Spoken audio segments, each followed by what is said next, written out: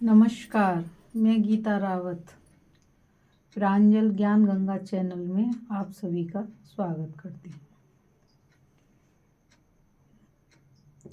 कल मैंने 9वां अध्याय का पाठ किया था। आज 10वां अध्याय है, जिसका कि नाम है शुंभवध।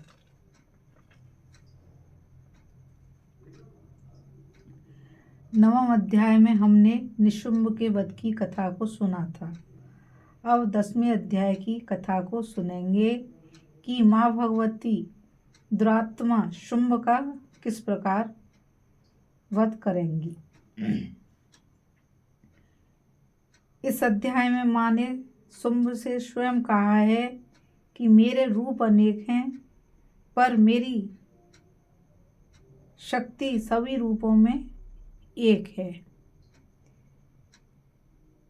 तो चलिए अब हम इस पाठ का आरंभ करते हैं और माँ भगवती से यही प्रार्थना करते हैं कि वह सारे संसार की रक्षा करें और सारे संसार को सुखमय करें। जय माता की। 10वां अध्याय शुंभवध। महर्षि मेधा ने कहा, हे राजन, अपने प्यारे भाई को मरा हुआ तथा सेना को नष्ट हुई देखकर क्रोध में भरकर दैत्यराज शुंभ कहने लगा, दुष्ट दुर्गे, तू अहंकार से गर्व मत कर, क्योंकि तू दूसरों के बल पर लड़ रही है। देवी ने कहा, हे दुष्ट,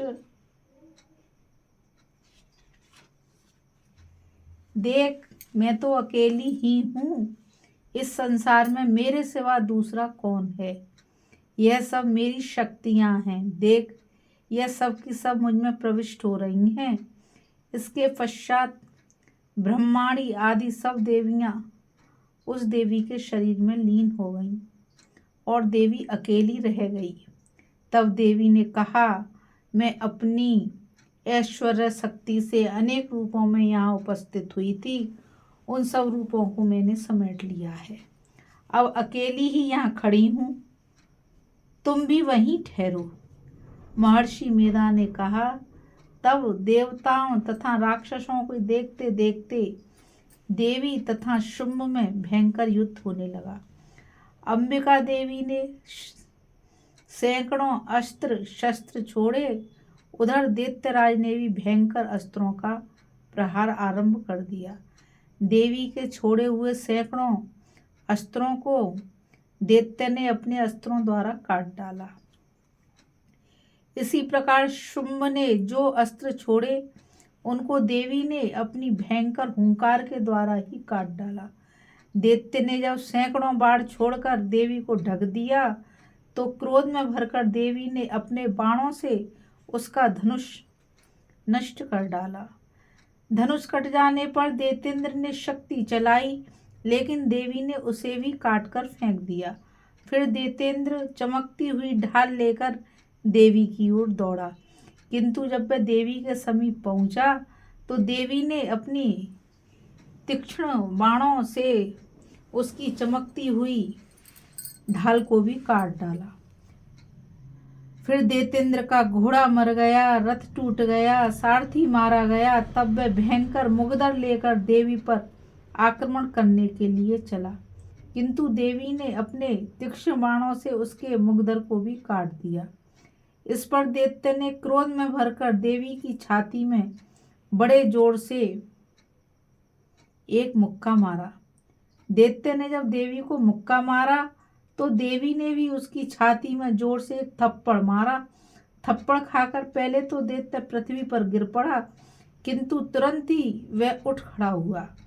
फिर वह देवी को पकड़कर आकाश की ओर उछला और वहां जाकर दोनों में युद्ध होने लगा। वह युद्ध ऋषियों व देवताओं को आश्चर्य में डालने वाला था। देवी ने आकाश में दैत्य के साथ बहुत देर तक युद्ध किया। फिर देवी ने उसे आकाश में घुमाकर पृथ्वी पर गिरा दिया। दुष्ट आत्मा दैत्य पुनः उठकर देवी को मारने के लिए दौड़ा, तब उसको अपनी ओर आता हुआ देखकर देवी ने उसकी छाती विदीर्ण करके उसको पृथ्वी पर पटक दिया। देवी के त्रिशूल से घायल होने पर उस दैत्य के प्राण पखेरु उड़ गए और उसके मरने पर समुद्र, द्वीप, पृथ्वी, पर्वत सब कांपने लग गए। तदंतर उस दुष्टात्मा के मरने से संपूर्ण जगत प्रसन्न व स्वस्थ हो गया तथा आकाश निर्मल हो गया। पहले जो उत्पात सूचक मेघ और उल्कापात होते थे वे सब शांत हो गए। उसके मारे जाने पर नदियां अपने ठीक मार्ग से बहने लगीं। संपूर्ण देवताओं का हृदय हर्ष से भर गया और गंधर्वनियां सुंदर गाने गाने लगीं। गंधर्व बाजे बजाने लगे और अप्सराएं नाचने लगीं। पवित्र वायु बहने लगी। सूर्य की कांति स्वच्छ हो गई। यज्ञशालाओं की बुझी हुई अग्नि अपने आप प्रज्वलित हो उठी तथा चारों दिशाओं में शांति फैल गई। बोल सच्चे दरबार की जय।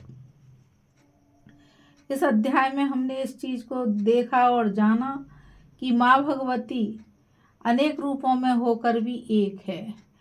तो इस चीज से हमको ये वाली बात को समझना चाहिए कि संसार में जो कुछ भी है चर अचर वह सब माँ भगवती की ही कृपा से है और माँ भगवती सब में समान रूप से विराजमान हैं।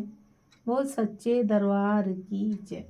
अब मैं आपसे यही कहूँगी कि आप सब इस चैनल को शेयर, लाइक और सब्सक्राइब करें ताकि यह कथा सभी लोगों तक पहुँच सके। नमस्कार।